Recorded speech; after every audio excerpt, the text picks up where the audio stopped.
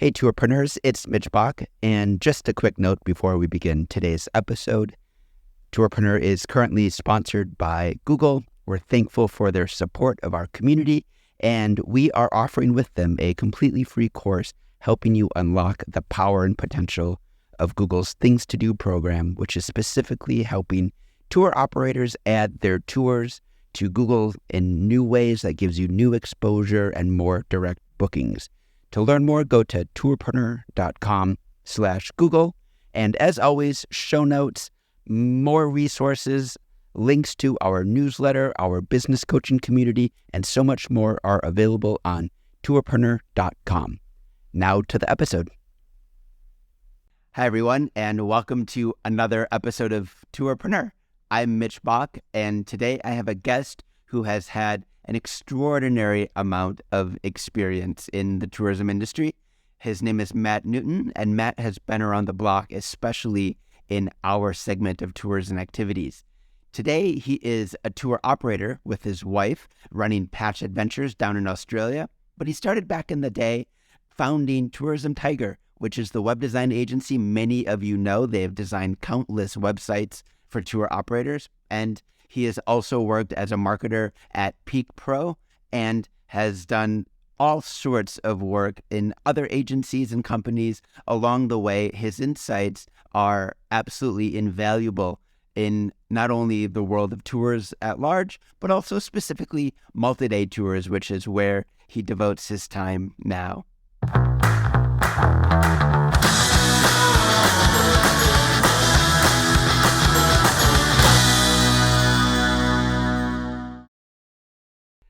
Matt Newton, it's a pleasure to have you on Tourpreneur. Welcome. It's a pleasure to be here for the first time. Matt, I think there's a lot of people that know you by reputation. You've been around the business for a long time. And beyond that, you've also written and created some resources that many people use today that might not even remember or know that it's you. I'd love if you could just start by giving us a really quick rundown of the history of Matt Newton and tourism. Yeah, so let's see if I can give you the 60-second version. My first job in marketing was for Australia's, at the time, largest online marketing agency, and this was back around 2010. And they gave me the tourism and hospitality portfolio, and I used that to then start my own SEO agency that focused on tourism and hospitality. Did that for a while, and I learned a lot about how websites worked. And I learned it was kind of like being inside the matrix, right? Because you have the analytics, access to the analytics, dozens of companies. You can see exactly what's working. So I decided to start Tourism Tiger, and where I put together all those lessons and put them into web design for tour and activity operators. So I did that for a while. And very early on in the days of Tourism Tiger, I wrote the book Sell More Tours, which is a collector's item now, Mitch, because it is not for sale anymore on Amazon. I took it down once Chris Torres published his opus. His masterpiece. I took one look at that, and I'm like, "Yep, Sell More Tours has had enough time in the sunlight. It's time to let others take the pathway forward." So I took it off Amazon. I don't know what the collector's items are selling for, but we'll see. You can find them on the Tourpreneur store for $75 now. I think that's the going rate. Yeah, it may well be. And after quite a few years of doing Tourism Tiger, we moved to Australia, and I decided to leave the business in the extremely capable hands of the people who run it now. And my wife is actually a client now of Tourism Tiger. She paid Tourism Tiger to build a website for her, which we can talk about maybe in a second. But she's really stoked, and I moved on to work for Peak Pro for a couple of years, as many people might know. And then COVID came around. I finished up at Peak Pro, and here I am today. So, Matt, you've named reservation technology, website, SEO, marketing. You have touched over the course of your career everything that your average tour operator is mildly to massively terrified of. Right. And obviously my wife has Patch Adventures, which is a tour company. So I feel like between us we've touched every single aspect of the industry. Besides maybe starting our own association or something like that. we haven't gotten that far, but I think you guys will be able to handle it if you want to take that mission on board. I was going to say, if you want to become Australia's chapter leader. So I actually want to start with Australia. I don't think we mentioned yet that you are Australian. You live in Australia.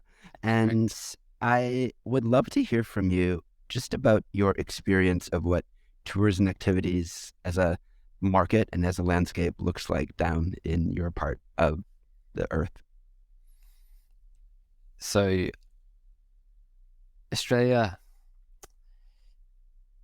the market is interesting. It is quite functionally, it's quite similar to the United States in the sense of you see OTA bookings, especially via tour, being something that's quite important for people who are local day tour and activity operators. The international market is quite important because compared to, say, the United States or UK, you just have a lower volume of people who are even available to become a domestic visitor, right? So people coming through Australia are a pretty critical market when it comes to day tour and activity operators out of Melbourne, Sydney, and so on and so forth. But one thing is that the Australian market is really big on multi-day, especially internal multi-day and also outbound multi-day. And I would say I wouldn't be surprised if Australia is the #1 multi-day market in the world on a per capita basis. I would not be surprised. Australians tend to book a lot of multi-day travel, and part of the reason is they get way more holidays than the average American worker.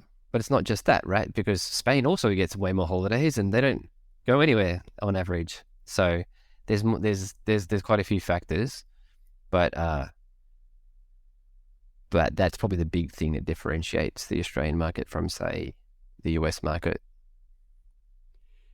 And are these multi-day customers going anywhere specific? Is it sort of a trip to Indonesia, to Japan, or do you find that those types of holidays align with long-haul flights to Europe over multiple weeks? What do those trips look like? So Australia's geography is part of why multi-day is such a big thing. Is because if you're going to get on a plane for 5 hours, you need to justify it, right? And that's part of the reason why you can probably say New Zealand is a very high multi-day, a big multi-day market as well. So basically, the further they travel from Australia, the longer the trip is going to be on average. It's about 30 hours to get to Europe. So it's pretty rare for an Australian to go for a 1 week to Europe. They're going to go for 2, 3, 4 weeks. If you go to Asia, it's going to be for 7, 10 days. In terms of themes within Australia, like active travel, walking, all that stuff, like walking is a huge theme everywhere. But active travel, niche-based travel as well, in terms of female, vegan, painting, photography, all the sorts of stuff that is showing up in trends reports anyway. Like you would say that Australia is on the leading edge in terms of the uptake amongst consumers. I remember in my days working as a tour manager in the United States, I worked for a company that had inbound Australian customers who would come over and they would chain together 3, 4, 5 separate multi-day tours to create an entire path across the United States and Canada in one journey. That's interesting. Actually, with my wife's business, she has seen the exact same trend. Chaining is a real thing. So she has a 24-day tour of the Silk Road, and people are chaining another tour on top of that, on top of a 24-day tour.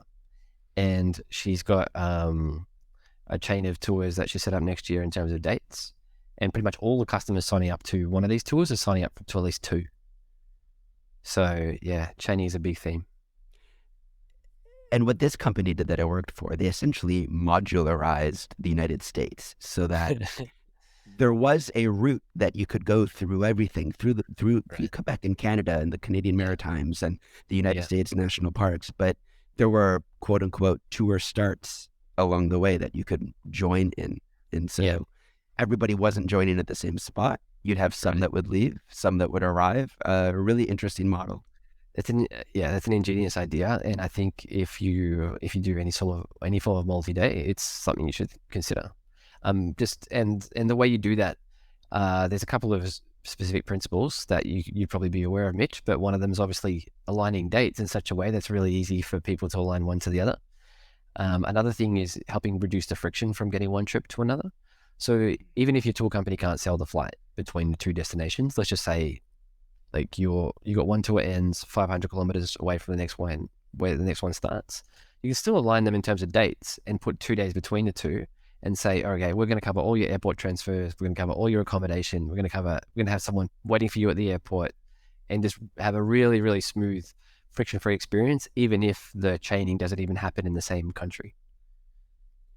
Let's talk for a moment about that word friction, but I want to talk about it in a little bit more of a marketing or a sales term. Booking friction, I think, is a big thing with a multi-day tour customer.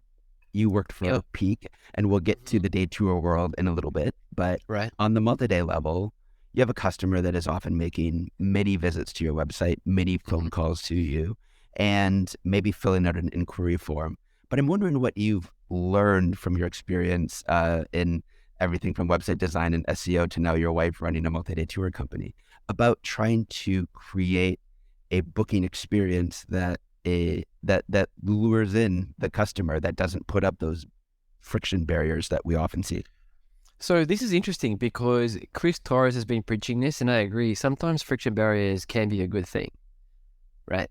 So if we take a completely an example way out of the tourist sector, let's just say you're a surgeon, right? And you just offer brain surgery for free, or brain surgery for anyone who wants it. Fill out my online form and walk in, and you can have a surgery today, right? Clearly, you want to add a bit of friction there because the brain surgeon actually needs to diagnose the problem, et cetera, et cetera. But coming back to travel, sometimes adding a bit of friction will, yes, it will reduce in the immediate short term the total volume of bookings that you may get, but it will dramatically increase the quality of the customer that you get. And so I think this is something that really took us by surprise a little bit when it came to Rebecca's tour company, in a sense that the customers that want the communication, that lean in to having the phone call before booking, all that sort of stuff, those are the ones that the easier ones all the way through. So they're the ones that you can get their customer details easily. If you need to reach out to make a change, they're the ones that respond. If you need a review at the end of the trip, they're the ones that are leaving the review. They're the ones that are really enthusiastically recommending you to other friends. And obviously, review, there's I call the 3 R's of Multiday, which is repeat, review, refer. So this is the way a multi-day company can grow its business without dumping tons of money on marketing every like week in, week out, by maximizing the lifetime value of their bookings. And so repeating, review, getting the review, which obviously increases your online presence and reduces the amount of friction to get their future bookings, and referring their friends. You get those 3, you're in a good place. And what we found is the customers who lean into that are the ones that, on the other end, max out on your 3 R's. In this world of multi-day and sort of your wife's customers, as you're looking at, I think, acquiring them or connecting with them, what for you has been the effective way of finding customers that aren't friends and family, which in my experience is the way that a lot of small multi-day operators that I've worked with have begun? Social media marketing, both organic and paid, has been something that's been really critical, and I've been able to help Rebecca because that's my side. So every now and then I'll just come in and help her for a few hours and do a bit of work on that. But there's in a broader sense, there's probably a paradigm that people need to understand, and that is, you've got all good marketing, doesn't matter whether it's tourism, selling cola, selling whatever, involves the ability to get in front of someone and the ability to stay in front of someone, because nearly everyone goes through a passive consideration phase where they're kind of warming up to the idea of buying your kind of service, or they're just not ready to buy or whatever. So the ability to get an eyeball is a really borderline gruesome way of describing it. But the ability to get in front of someone using a Facebook ad or a Google ad and is really nice, but you have to have the ability to stay in front of people consistently as well to get the booking. And that involves either retargeting, organic, social, or email marketing. Those are the 3 classic channels when it comes to marketing multi to consumers. And so you have to really have both aspects nailed in order to be able to sell a trip. What are you thinking about when you're trying to nurture that relationship, especially in that more passive phase? Are you sending out the occasional email? Is it personalized because your customer base is small? Are you doing regular email marketing? What does that look like on a practical level? So I think one thing I've learned is there's almost an infinite level of complexity that you can apply to the marketing. You can go crazy with your tagging and your personalization of emails. But if you're really nailing every other aspect of your marketing, you don't actually have to go too crazy on this stuff. So if your itineraries are extremely well written, not just from the perspective of making the trip sound cool, but covering off all the potential objections and really helping people put themselves in the movie of the and see themselves there. If you start with that and then use that as a base, then you shouldn't have too much friction in your own marketing in terms of turning people into bookings. So the nurturing basically looks a bit like a bit of email marketing, and then good organic social. So what that means is not constantly just promoting. It's mostly just, here's something interesting that's happening in the company today, or here's my thought about this thing, or here's this recent restriction that's been announced. What do you think? Just the kind of stuff that you actually put on your own social media, if that makes sense. And then the paid retargeting is a bit more promo-y, but even then, a lot of it is just it's not in your face. It's a bit. I'll just give you one example. So one thing that really worked extremely well has been to highlight one day of the trip. So retarget and say on day 5, you'll be doing this, and have a photo about that, and just give a bit of detail about one exact thing that will happen.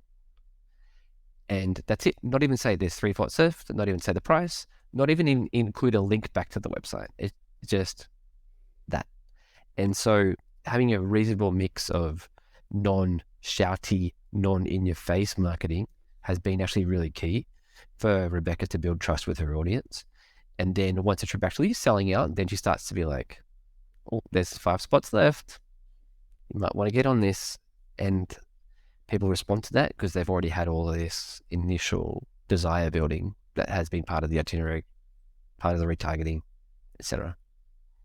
I think that's a fantastic point because it goes back to my obsession, which is always storytelling and the way it expresses itself in all of these different contexts. And for me, I think about storytelling in terms of tour guides a lot, but in terms of marketing, there's a term that we use, which is a knowledge gap, which is basically you hook an audience, you hook somebody, whether they're viewing an ad or they're listening to you share a story, because they don't know everything yet. And so they're dreaming and they want more. And I love the idea of sharing just a day or just a teaser of a moment on the tour so that they want more. They want to click through and see more moments. They want to learn more and fill in the gaps for a little bit with their dreams.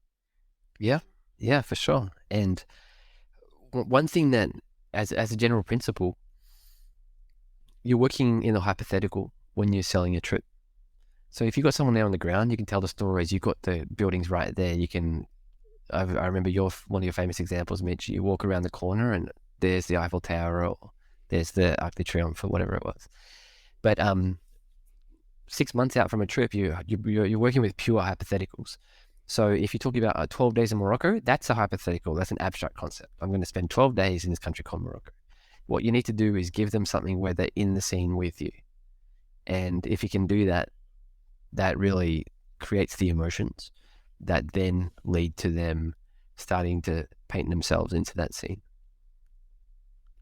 Speaking of emotions, you started Tourism Tiger to address something that an operator has a lot of emotions around, which is websites. Correct.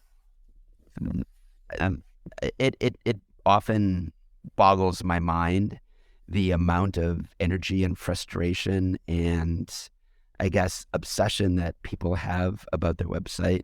Some people, some operators in the community, others throw up a website in a few minutes and say, I'm done. I believe there's got to be some sort of truth in the middle where it doesn't take up all of the oxygen in your in your brain, but at the same time that there's some basic principles that you're following that every operator's website should follow. And I'm wondering if you could tell me about some of the things you've learned, not only from working with thousands of operators and building their websites, but just in your own thinking about what an effective website should be doing for an operator. Wow, that's a big question. You have 3 minutes.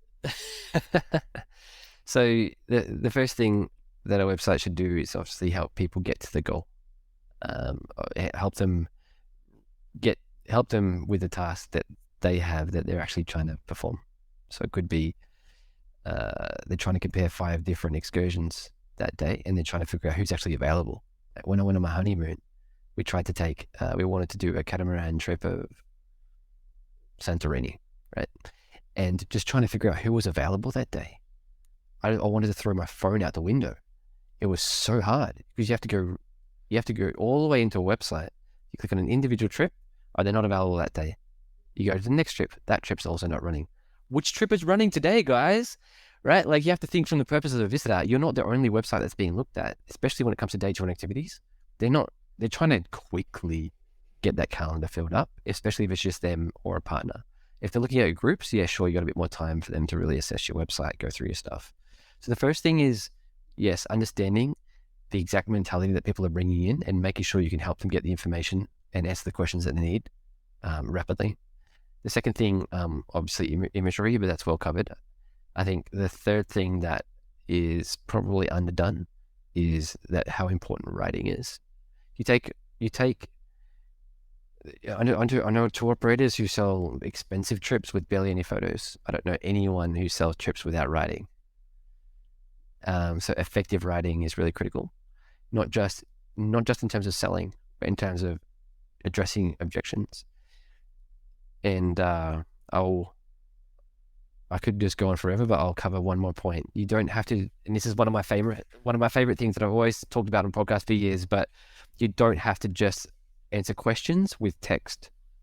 So many companies, one of the most common questions they get, or one of the most common questions on people's mind is, will I fit in? Especially multi-day, especially action adventure sort of tours. Will I fit in? Will I be fit enough? If you show photos of people who are, like, if you're running a kayaking tour and every single photo is of someone who's buff, 6 packs, extremely fit, you're creating an image where people are like, oh, well, actually, I won't be welcome on that tour because I won't keep up. So what you need to probably do is show the photos of the people who are borderline, right? The everyday average people who can join, and then people are, oh yeah, you know what? I reckon I could kayak alongside that guy. I'll be fine. And so you can use text to talk about average age of guests and blah blah blah, but you can also use photos to answer people's questions and concerns in a way that is actually a lot quicker than having them read through reams of text. That's brilliant. I love your emphasis on writing, around copywriting. I wonder if we could get a little more granular with that, because I've seen a variety of, let's say, hero texts. You've got a fantastic image, and then I see text all over the place up there. Sometimes it might just be a utilitarian statement about what you do. Other times I've seen people try to entice me with a snappy tagline or headline. And then below that, I again find a lot of things going on. Sometimes I see 3 paragraphs of text, and sometimes I don't see much at all before I get to the tours. What is your sort of reigning thoughts about that balance? Because I know SEO also enters the picture in terms of how much you should be writing and how much of it should be utilitarian design for Google and how much of it should be storytelling designed for a human. What are your thoughts? So on the homepage, your goal, even if you have SEO related goals, which is totally fine, your main focus should be the user even still. So on a homepage, you want people to spend the least amount of time possible. The homepage is a switching page. It's your, what do they call it? Like when you call a call center, there's a switch room or whatever. Back in the day, there's someone who takes the call and distributes your call, whatever that's called. That's what your homepage is, right? Your homepage is not a place for people to linger. If people are lingering on your homepage, something's gone wrong. So you need a way to extremely quickly get them off your homepage. And below that navigation, you can have all the text you want because no one's going to read it if your homepage is doing its job. And people are only going to read it if they're really coming back. They're really maybe they're booking on behalf of the group. They're extremely thorough. They're reading every single word. But even with those people, when they come to a website, they want to get off your homepage as quickly as possible. Now, when it comes to the tour and activity descriptions, you have to understand that the very first thing that has to happen is they have to understand whether it's worth actually their time in reading your full descriptions. So they have a lot of mental filters that they have to run through before they can even decide whether it's worth investing their time. So price obviously is one filter. Am I old enough, or would my kids be able to do this, for example? So mixed minimum, maximum ages, days of the week that you run, dates of the year, if it's a multi-day tour. Maybe they have a very specific thing they're looking to do. So you need to have like a bullet point list of covering the sites that will be seen on that tour of Paris. And once it's kind of like a Rubik's Cube, that's kind of snapping, and good, it all fits. Then they're going to start investing time in okay, I'm starting to deep dive now. I'm starting to read the description. I'm starting to go through the FAQs. But you have to basically take people on that journey and understanding that filtering. That's psychologically what's actually happening. So that's probably the biggest thing about writing. The second big thing I would say about writing is flowery adjectives are a huge no. So when people are trying to make a destination sound magical, they'll just be like, oh, if you walk the magical sort of Marrakesh and you'll have the aromas wafting into your nose and the scrumptious this and that. That can actually be a good idea occasionally if it's not overplayed. If you're dropping in every sentence, by the fourth sentence, their eyes are glazing over. You have to be really, really cautious in how you promote a trip and focus on using simple language, but using verbs to really paint the scene, as opposed to using flowery adjectives, which just turn people off and cause people's eyes to glaze over. So those are 2 points about writing. And there's one third point I'll add, and that is you should pay attention to every single question that comes through your website or through your phone, because that's an opportunity to edit your copy and answer those questions. And so you might say, well, people won't read all that text. Yeah, no, fine. But what if someone hits the bottom and they still don't have all their questions answered? What are you going to say to that person? So if someone doesn't want to read all the text, that can be the decision. But if someone's they've read all the text and they still don't have their questions answered, that's not good. You need to answer every question that they have. And if people want to skip past it, that's fine. That's fantastic advice. If you're an operator who doesn't yet have the money to hire a full-time designer, where should they begin? In other words, they want to get up and going, but they don't have the X number of thousands of dollars or whatever it might cost, even though they understand that it's a good investment. Do you have any advice for the road they should go down in the interim? Yeah. Even Tourism Tiger will redirect people sometimes who are new to the business, and if someone doesn't have the budget, there's definitely solutions. I don't know if Chris, obviously Torres, still has his free website thing going, but he will if we force him to from this. So I would say Fiverr and Upwork. Upwork, you can definitely get some decent work done. I would say 2 tips. Don't overcomplicate it. Keep a really simple website. The second thing is focus on what you can control, and what you can control is the words on the page. You don't have to pay any designer to create the words. If you just spend a bit of time, because most operators won't, go through Viator. There's just many rubbish listings on there, but the operators who win are consistently the ones that put that little bit of extra touch and polish. Because there's one thing that I was about to say, there's one thing I consistently say. There are a lot of things that I consistently say, but one thing I do say is that you feel passionate about the guest experience. Does that start at the moment they say hello to you in a city? Or does that start the moment they first interact with your business? And so if the first time they interact with your business is a Facebook ad, how can that Facebook ad be the best experience for them, etc.? So every aspect of the journey is crafted with the most love possible.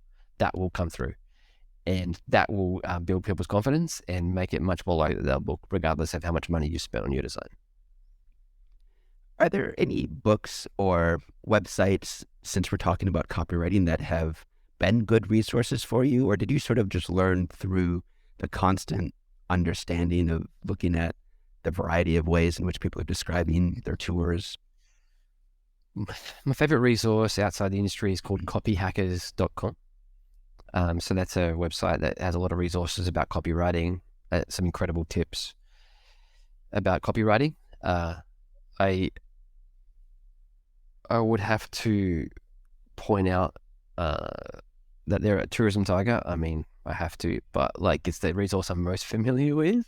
Tourism Tiger blog, especially a lot of the older posts, has a lot of information about copywriting when it comes to tours and activities, and those are the two primary resources that come to mind. Actually, That's great.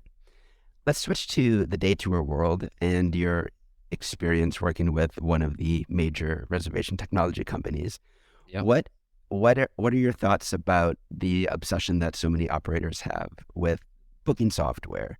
Is it and maybe our industry in general? There's a lot of questions that come through the Tourpreneur Facebook group on a daily basis. What booking software should I use? And do you have any words of wisdom to how an operator begin to make that decision for their business? Yeah.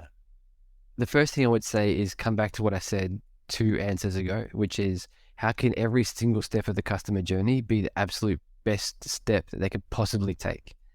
So if you're going to pick a booking software, before you talk to anyone, what you need to do is visit tour operator websites and make bookings yourself. Go through the process. So at Tourism Tiger, this is what we did. I got every single one of my team members. I sent them all 4 websites that had 4 of the major booking software companies, and I told them all to go through the booking process of each one and take notes about which one they thought was best, right? Which one would they want to go through as a customer? And I can tell you, there was a very wide difference in experiences just between those 4 booking softwares. And I don't know who's your sponsor and who's not your sponsor, so I might have to be careful in what I say. But No sponsors. That's true. I've heard that from people who want to be your sponsor and are very frustrated they can't do it. Isn't that good marketing? You keep them watching for a while we focus on the customer. I've actually got a couple of these messages. Hey Matt, do you know anyone? Like, is there a way you can help? We really want to sponsor, but we're not hearing anything back. That's what I would say. That is far and away the biggest principle is in as a customer, right? And there is a very famous booking software customer, right? Sorry, a very, very famous booking software company who I'm kind of well known for kind of not being their favorite person. I've never really liked them from day one, but I can tell you that every single time I've booked a tour and I've hit this company's software installed, I just groan. Like I got asked to fill out my personal details 3 separate. Last time I went on a tour on an activity was in northern Queensland. I booked a yachting, one of those yacht tour things. It asked me to fill out my details 3 times during the booking process. And I emailed that company and I said, "What are you guys doing? This is ridiculous. Have you guys tried to go through this process yourself? This is because I'm very passionate about this." And I'm like, this is so disrespectful to your guests to make them, every single one of them, have to input their details 3 times. And they said, "Well, this is the only company that works up here." I'm like, come on, dude. Resdy works in northern Queensland. Zola works in northern Queensland. There's tons of companies that work in northern Queensland. So just because a company comes along and offers you a free website, that shouldn't be the thing that's on your mind. Your thing that should always be on your mind is the experience of the guest from the very first step to the very end, where you're doing your review follow-ups. How can I make this the best experience possible? And that's far and away the number 1, 2, 3, 4, 5, 6, 7 thing, top 7 priorities when it comes to booking software. There you go. That's my rant. I love it. There's going to be people feverishly searching you online in the group to discover all the juicy What's the details. company? What's the company? What is it? You know, you're talking about experience, and remembering that ultimately as a customer, they don't know any better. In terms of this great debate over booking software or the great debate over OTAs, I will say I had a very similar experience to you. I traveled around Europe for a couple of months, work, pleasure. I took dozens and dozens of tours.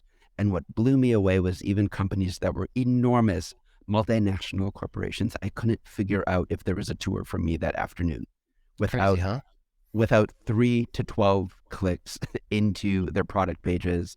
And you know where I could do that? On Viator. I could go to Yeah. Viator. I could click, I need an evening tour tomorrow. I could filter by day of or was it Get Your Guide? I can't remember. One of the two, I could filter by time of day and by Yeah. date. And then, Yeah. and suddenly I could find the Coliseum tour in the evening that was available for me to fill in that night.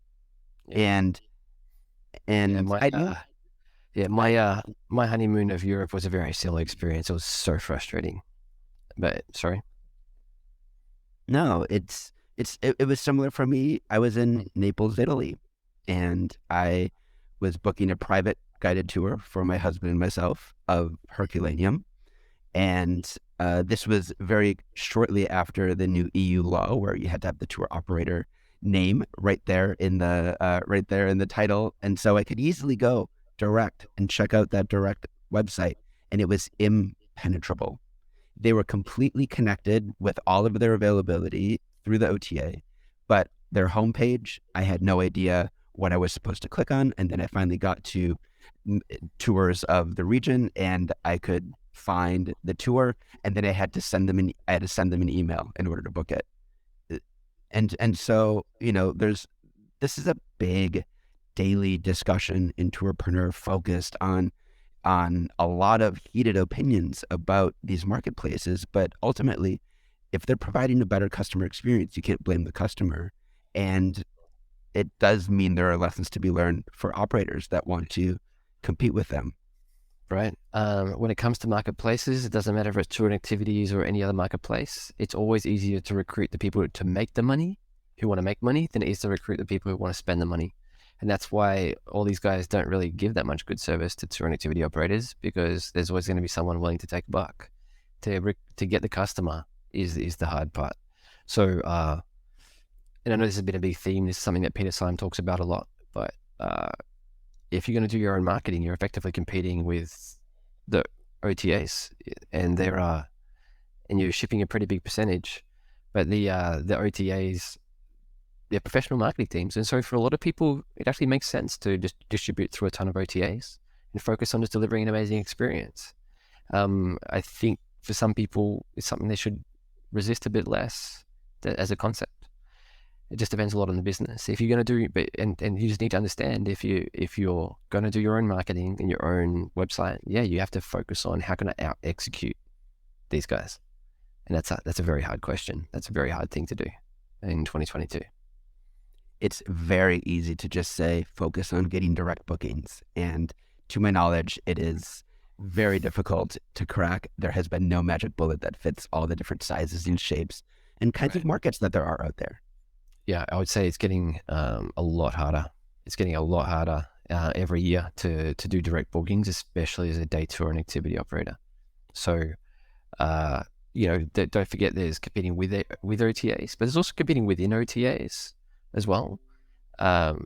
Figuring out how to become a choice provider and how to rise up to their own rankings in terms of how they distribute trips and how they rank search results. That's something a lot of tour and activity operators are not focusing on. So there's that, and then there's also starting to. I think some people are starting to think about what did the world look like pre-internet. People figured out how to sell tours and activities back then, so there are still offline sales mechanisms that work, especially given that a lot more bookings, a very high percentage, happen in destination when it comes to day tour and activity operators. But yeah, it's a hard game. It's a very hard game to play if you don't want to play with the OTAs, I would say. That's part of the reason why I personally, if I was a day tour and activity operator, I'd look for as many opportunities as I can to sell to locals as well. And that's something with Peter Syme's rafting. I think he pretty much exclusively sold to locals in the end. But if you can figure out some sort of way to sell to corporates, to sell to bachelors and hens parties, all those things, that will help, because OTA bookings close to exclusively come from out of towners. So if you can figure out how to balance off against that using locals, that's one way. But yeah, it's hard. That's great advice. It is hard. One of the things that I would add to that list too is thinking about multi-day tours as well. There seems to be this very big divide between a day tour operator and a multi-day tour operator, almost as if they're philosophically different categories that you can't jump between. And yet it's good business to sort of have a hedge against one market working, one kind of customer working in another. And while there is a lot of work that goes into operating a multi-day tour, there's also margins that blow the minds sometimes of day tour operators that are stuck in narrowing passages of profitability in their business. For sure. So I've said a lot of stuff in this, like the average person. I feel like I'm giving away a lot of the secrets so far, right? But have another drink. It's evening there. Spill it all. So at Tourpreneur Multi-day, I spoke to probably 200, 250, maybe 300 operators a year, something like that. Like a lot of operators a year. And I can tell you, the people with the smiles on their faces, the people who are less stressed, it's the multi-day. The people, like I know there's going to be a million exceptions, right? But if you're talking about people who do it full time, because there are a lot of day tour and activity operators, especially who do it as part time, like a side hustle. Maybe they have something else going on in their life, but in general, and this held very consistently as well. Very consistently, the people who are able to figure out how to make their businesses work for them from both a lifestyle and from the ability to just pay for a lifestyle perspective were multi-day. When you're looking at your wife creating experiences, your experience of experiences as a marketer, sometimes I think you're a fantastic marketer, you're in touch with humans and their emotions. And I'm wondering if you have any thoughts on the very basics of a guest experience, of creating a tour experience that delights your guest, that continues that story that you started with effective marketing. And as you sort of watched, tour companies be born through Tourism Tiger, if you've learned any lessons just about tour design itself or experience design. Yeah, that was one thing I didn't expect I was going to learn much about. I just never thought about it with Tourism Tiger. I thought I was coming as the expert, but I actually learned so much from our clients, especially when you're having to rewrite their itineraries for them to make the copy good. You learn a lot about designing a good experience.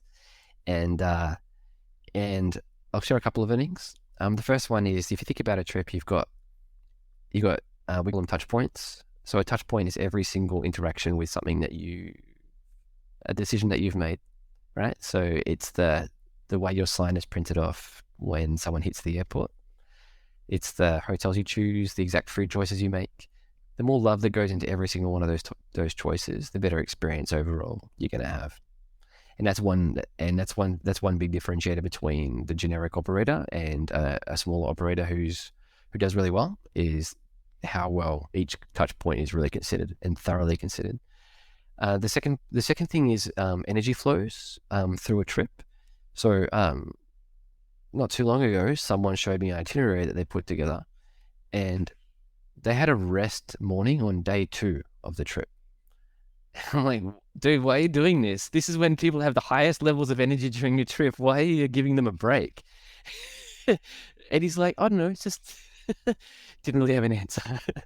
And I was like, okay, so what you need to be thinking about is, okay, on a long trip, you're going to have ebbs and flows. So you need to build that into the trip. Basically, if you're going to have a trip where there's going to be multi-day stays in cities and single-day stays in cities, you want to basically back-end the multi-day stuff and front-end the single-day stuff. So people have more energy for the moving around. They gradually just run out of energy or run out of that kind of...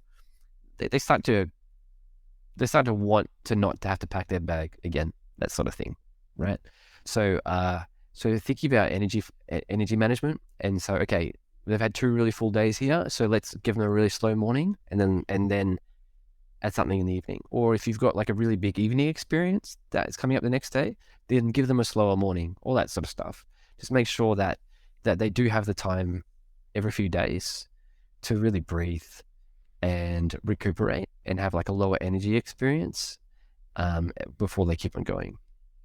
So those are the 2 big things. And the third tip I would give if you're designing a multi-day experience would be to make sure there's some major climax that the trip is building towards. Like if there's a big highlight on the trip, don't put it at the start, right? If you're doing a winery tour of France, don't put the biggest and best winery or the magical one. Maybe you've got like a secret magical one. Don't put it on day 2. Nothing's gonna live up to that. Put the really, really special thing towards the end that everyone's really come for, and they'll anticipate it throughout the trip, and you'll climax on that note, and then you wind down the trip. So those are the three tips that come to mind. Those are brilliant. If I could have paid you to say that, I would have, because that's part of continuing to think from your customer's point of view. And in tech, sometimes it's called human-centered design. That's a revolutionary idea that we should be designing an app for the experience and not solve our tech problems. Yeah, IT companies are like, oh my God, we made a discovery. And like, what? There are human beings. They use our technology, and be like, what the fuck? Actually, a bit of French, you're gonna have to edit that out. But no, you're right. Like the biggest reason companies fail, in my opinion, is because they put something else at the center that is not the customer. The customer has to be the center. And so if you have to lump it with some inconvenient systems on your side in order to make the customer experience better, or in the end, you'll be the winner. You have introduced us to a lot of fantastic theories and ideas, and we began this with specifically keeping track of a customer as they make those touch points across their interactions with you on the web, through email. Do you advocate for any types of back-end systems that you think operators should be using to try to keep their customer journey organized? Do you use CRMs? Is it just all on Google? What does that look like for you? What do you recommend? There are a lot of people who have tried to create these systems for tour operators, but it just doesn't work very well. A system like Peak or Zola, if you're a day tour and activity operator, they do handle a lot of that stuff pretty well once someone's booked. So you can set up a really custom sequence of emails. So you can connect all the major tools to Zapier, for example, and hook that through to text message services or whatever email service that you use. In my book, I think I wrote this book about 8 years ago. I recommended ActiveCampaign as an email marketing automation tool. It's actually still the one that I recommend even today, and I've tried a lot. That's what I personally use. It's not perfect, but it's incredibly powerful.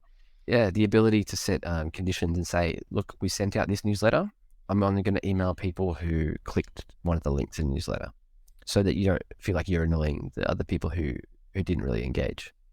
So tailoring ActiveCampaign to make sure that you're not just sending every email to every person. You can make it so it's activity based, and so that if someone shows an interest in this tour, they go into a bit of a sequence to receive a couple of extra emails about that particular tour.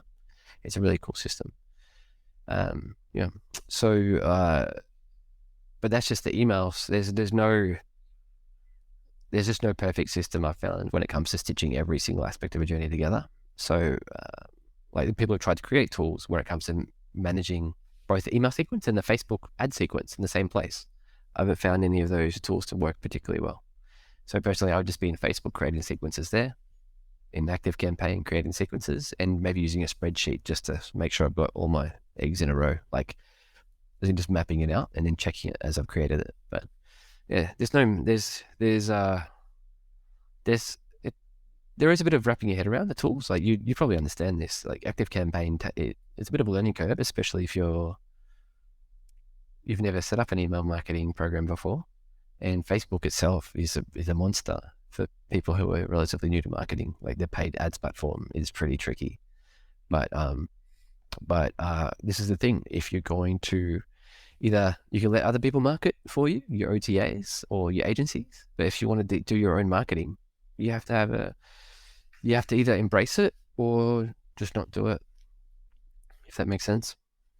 Yeah, one of the things that I personally do like about ActiveCampaign is that it has more robust sort of customer management features than a lot of the other email programs like a MailerLite, which is fantastic. We use that for the Tourpreneur Digest because we don't do a lot of interacting with that audience. But the minute it becomes a customer or a potential lead, then you want sales tracking. You want to know where they're kind of at in their engagement with you. And my favorite thing that I discovered over the years was the WordPress plugin WP Fusion, because it meant that their behavior on my website could then be tracked and I could retarget them through that connector from my website to, they visit a blog 3 times.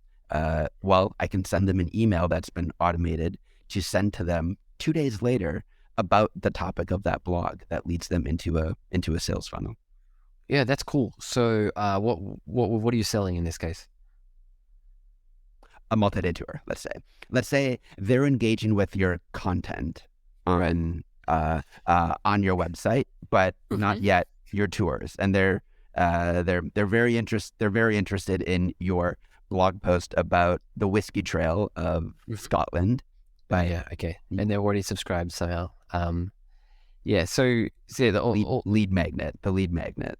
Yeah, so these setting up these automations, when Rebecca first started Patch Adventures, I had a bit of free time and I went mental. I like, before we did the first ads, I set up the most crazy automations and this and that. And then the bookings just flowed in so easily because the retargeting sequence is really good, the organic social is good, the itineraries were really well designed. I felt a bit like I created this like mega Frankenstein, email tagging, segmenting, like monster, right? And it wasn't even relevant because this is what I was saying before. If you get all the other steps right, then hopefully you don't need to go to the nth level when it comes to customization of your email funnels. So slightly contrarian. I know that it's nice to talk about how to optimize every single thing, but like if your value prop is on point, your value proposition is on point for your tour, that's the main thing, and then all your other marketing around that should be easier. I don't think it's contrarian. I think it's, if anything, it feels like a breath of fresh air to people that think everything needs to be automated or optimized or figured out. But your premise is still very, very important, which is you have a great product and you know how to write and connect with that customer in a really authentic, inspirational way at the beginning of that journey. Yeah, but even, and this has come back to re-emphasize the product. Like we've taken tours for one destination and a different destination, given them the exact same amount of load in the marketing, and one of them sells out straight away, the other one doesn't sell at all. So it's the the product is really the core of it, and the marketing is just kind of the gift wrapping. I love that. Let's go back to wrap up to your beloved Australia. You're a lifelong Australian? I spent 5 years living overseas, but yeah, more or less. Everyone knows Sydney, Melbourne. They know the big cities. Maybe they know the Gold Coast. I'm wondering if there are regions or aspects of Australia that the outsider doesn't know exists. Do you have hidden gems? What are your favorite parts of Australia?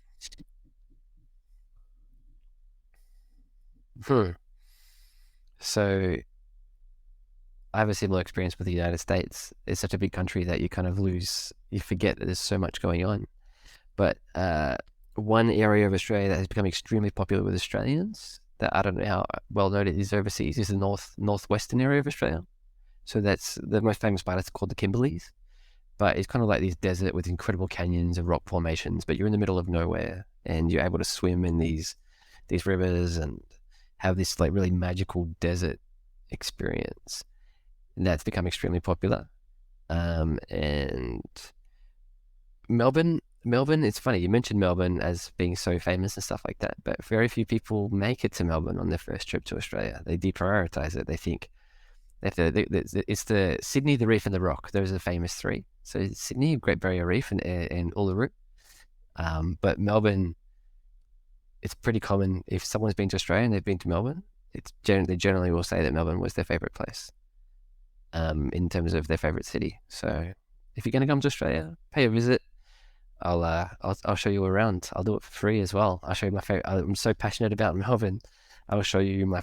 I'll become a tour guide for a day. I'll show you Brilliant food spots. Yeah. You heard it, tourpreneurs. Just in order to get this fantastic marketing advice, all you have to do is pretend to be interested in Melbourne, and then you can ask Matt all day long. You have to feel like here. Yeah, people will do it. If they do, I'll drown you in marketing advice. I'll do that. No dramas. What has been the experience of the Australian operator, the ones that you've been in touch with, sort of over these past very difficult years of the pandemic? It's hard to really communicate. So international travel operators like Australian outbound Multiday, they're the first things to close, the last things to open. So 2.5 years between tours. Think about that. For local tour activity operators, depends which state. So some states completely unaffected, pretty much, just kept able to continue uninterrupted if they didn't have any international as part of their guest mix. But for Melbourne particularly, it was really hard. It was really hard. But lots of good people have stayed around. They're sticking through and they're keeping the businesses running. So to all those people who stayed, if you're listening, good on you. We've done it. We made it. Now it's time to build and turn and come out the other side and put that in the past. Final question for all of our operators who are trying to connect with an Australian audience on a marketing level.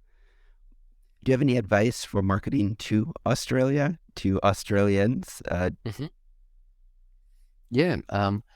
So it's funny. You've got this pre-COVID Australian multi-day adventure traveler, but because we're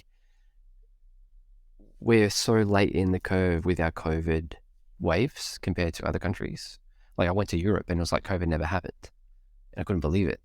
Come back to Australia and people were like, oh, what about COVID? I'm like, mate, no one's even heard of COVID in Europe. It's like it's never happened. It was crazy.